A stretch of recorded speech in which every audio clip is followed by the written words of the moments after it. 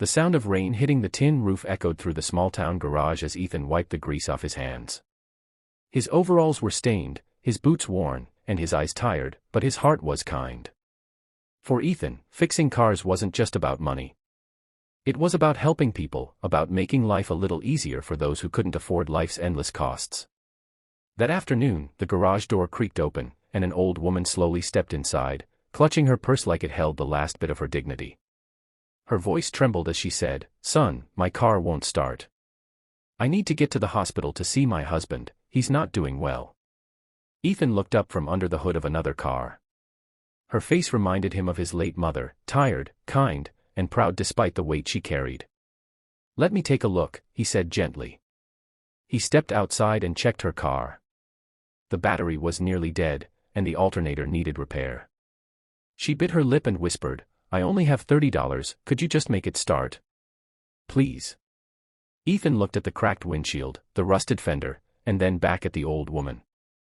Without a second thought, he said, "Don't worry, ma'am. I'll fix it." 2 hours later, her car purred back to life. She tried to hand him the $30, but he shook his head. "Keep it. You'll need it for your husband."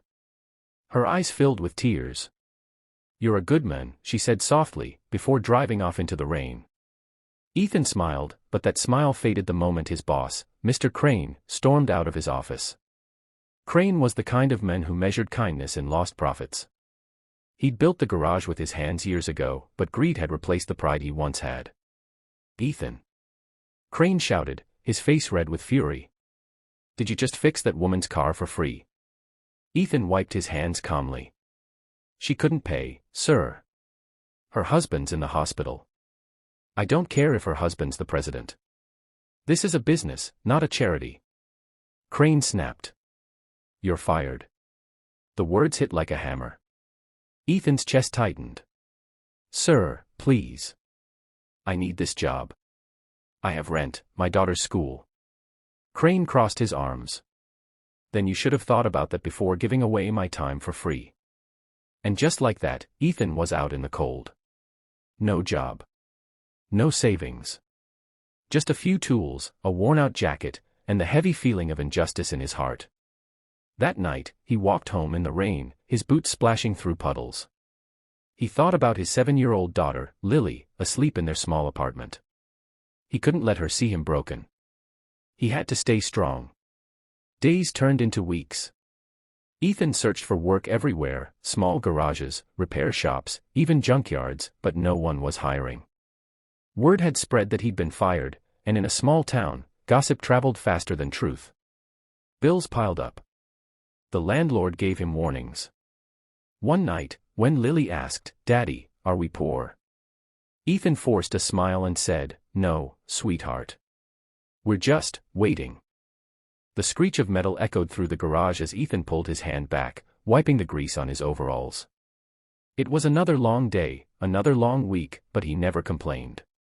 He wasn't working just for himself, he was working for his little girl, Lily.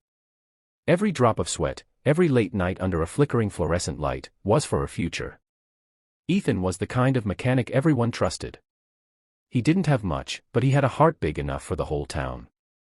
He fixed cars with care, treated customers like family, and never overcharged anyone, even if it meant going home with an empty pocket. One cold afternoon, as the clouds hung low and gray, the garage door creaked open. An elderly woman stepped in, clutching her coat against the wind.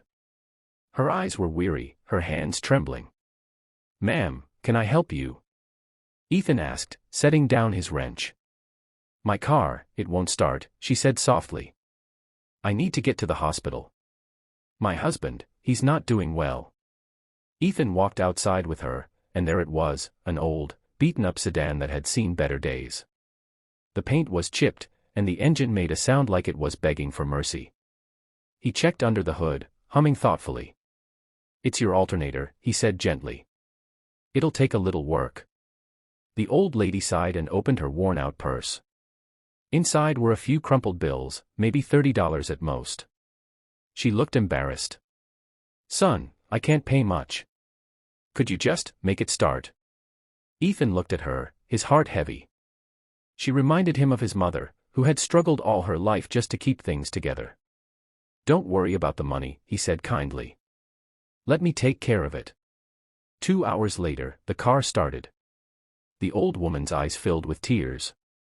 "Bless you, young man. You don't know what this means to me." Ethan smiled, waving away her gratitude. "Just promise me you'll drive safely." But not everyone saw his kindness as a virtue. The next morning, his boss, Mr. Crane, called him into the office. Crane was a large man with a deep frown etched permanently on his face. He didn't care about people, only profits. "Ethan," Crane began, flipping through his clipboard, "I heard you fixed a car yesterday and didn't charge the customer." Ethan straightened up. "Yes, sir." She was an elderly lady. Her husband sick. She couldn't afford it. Crane slammed the clipboard down. "Do you think this is a charity? Every minute you spend here costs this business money. You gave away parts, time, and profit, for free." "Sir, it was the right thing to do," Ethan said quietly. "The right thing?" Crane sneered. "The right thing is keeping this place running. You're fired." The words hit Ethan like a punch to the chest. Fired. Just like that. He tried to plead. "Sir, please. I have a daughter. I said you're done." Crane barked, pointing to the door. That night, Ethan walked home in the rain, his mind spinning. He'd lost his only source of income. He had rent to pay,